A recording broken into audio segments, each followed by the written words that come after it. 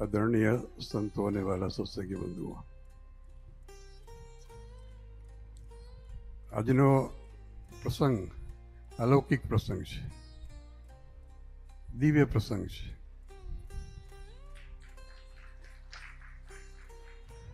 પ્રસંગ પણ દિવ્ય છે, મંદિર પણ અલૌકિક છે. સૌ પ્રથમ તો ધન્યવાદ આદરણીય પરિવારને આપીએ કે જેમણે આ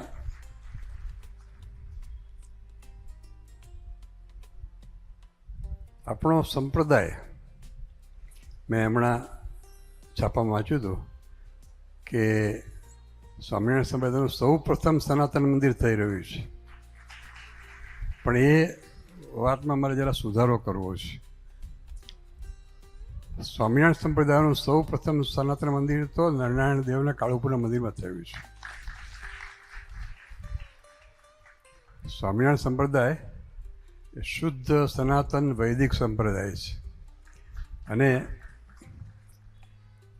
મહારાજે બધા ધર્મોને, બધા દેવોને આદર આપ્યો છે.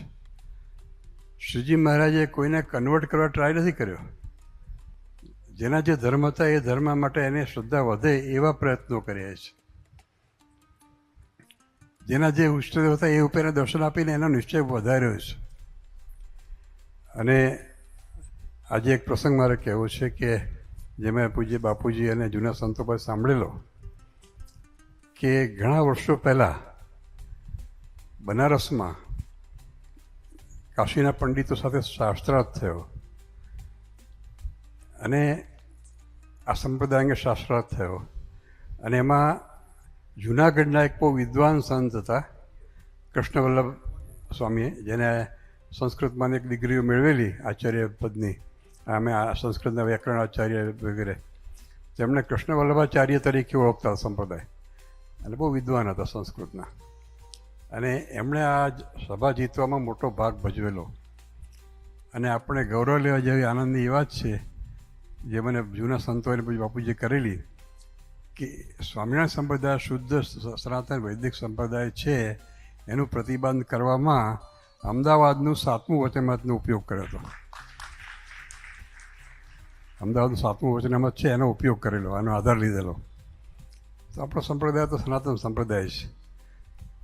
માટે આજનો પ્રસંગ ખૂબ અલૌકિક છે. અને આ જન્મદિવસ ઉજવવાની એક અદ્ભુત રીત છે. ગયા વર્ષે આપણે નવા નિકલમાં મંદિરની ભેટ આપી, આ વર્ષે અહીંયા શાંતિગ્રામમાં. તો સર્વાવતારી શ્રીને જ પ્રાર્થના કે આ મંદિરમાં બિરાજમાન થઈને અને અનંત જીવોને પોતાના સન્મુખ કરે એવી મહારાજના ચરણમાં પ્રાર્થના સાથે વિરમું છું.